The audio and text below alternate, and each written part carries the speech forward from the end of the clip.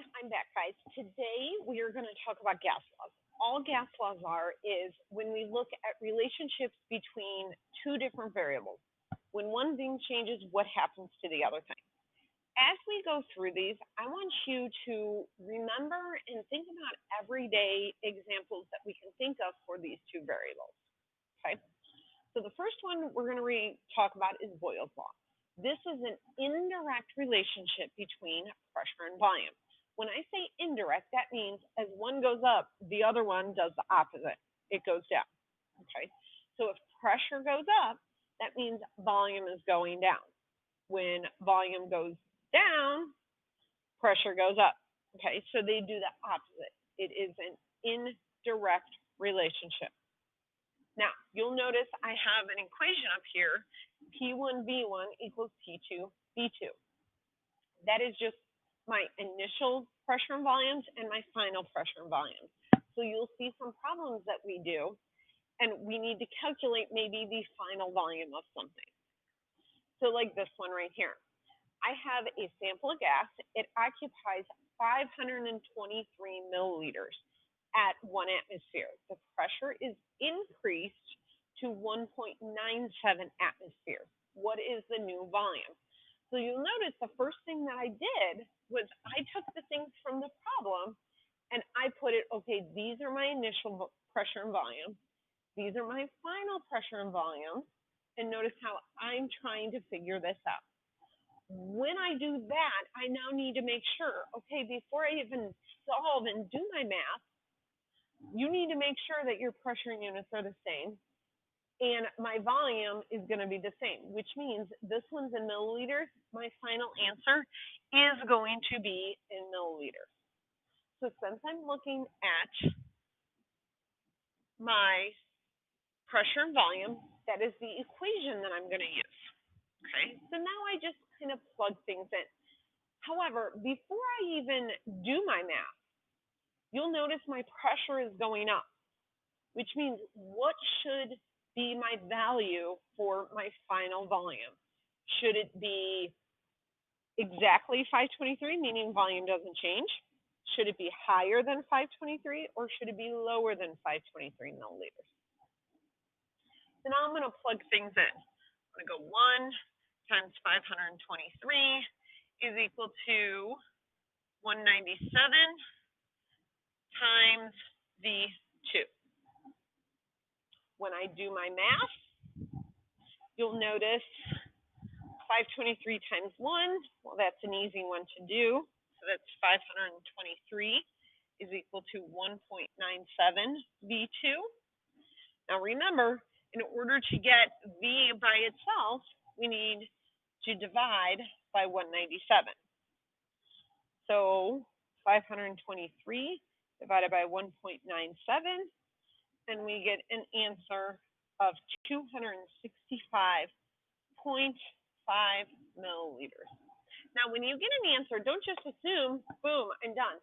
Go back and double check and make sure that that answer makes sense. So if my pressure went up, that means my volume has to go down, which is exactly what it did.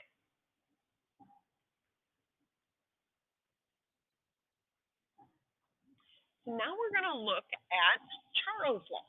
Charles' law is the relationship between volume and temperature. This one is a direct relationship, which means if volume goes up, temperature goes up as well. Volume goes down, temperature goes down. You'll also notice because it's a direct relationship, we're now dividing the two. V over T is equal to V over T. Again, you need to make sure the units are the same. And the key thing is when you're dealing with temperature, you must make sure that it is also in Kelvin. Okay? We have to have our temperatures in Kelvin when we're doing any of these problems. So let's take a look at this one. I have a balloon. It's inflated to 665 milliliters at 27 degrees Celsius. It is immersed in an ice bath at negative 78.5 degrees Celsius. What is the new volume? So Notice the first thing I did right away is I converted my temperature to Kelvin. So my new temperature here is 300, and over here it's 195, not 194.5. Now, part of the reason why we convert my degrees Celsius to Kelvin is if I use this negative, that means my volume is going to be negative, and I can't have a negative volume. So that is one reason why my temperatures need to be converted to Kelvin. So if we work this problem out, 665 divided by 300 is equal to V2 over 194.5. Now, you can do this problem multiple ways. You can cross multiply and divide, or you can divide by this and then divide. I'm going to cross multiply and divide. So I'm going to get 665 times 194.5 and then divide by 300. So looking at what I get,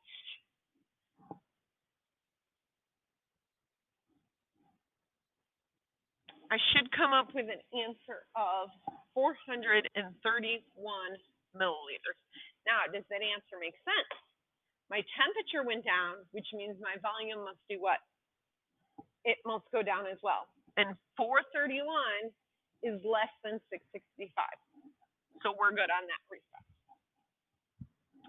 The next relationship we're going to talk about is Avogadro's. Avogadro's is a relationship between volume and an amount. So if I change the amount of a gas, I'm going to change the volume of it. This is a direct relationship. If volume goes up, the amount of the gas goes up. Volume goes down, the amount of the volume goes down. And again, since it's a direct relationship, we're going to divide. Now, here's the tricky part.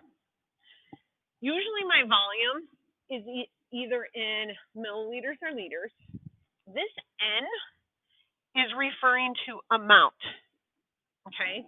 The units on the amount of gas that we use is typically in units of moles, okay? Now, truly, that's all you need to know right now in terms of that unit. It's just an amount of gas, okay? It's almost like I have 1 dozen donuts, okay? It's just an amount. So the last one we're going to talk about is Gay-Lussac's law. This is the direct relationship between pressure and temperature. Temperature goes up, pressure goes down. Which remember, when we talked about what temperature is how fast those molecules are going.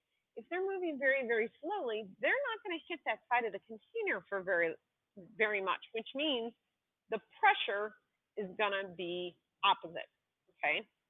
Or no, it's going to be the same. Pressure goes up, temperature goes up. Temperature goes down, pressure goes down. Sorry, I had them opposite. The other thing that you also need to make sure is when you're dealing with temperature, it must be in Kelvin again, okay? Because we can't have a negative number for temperature.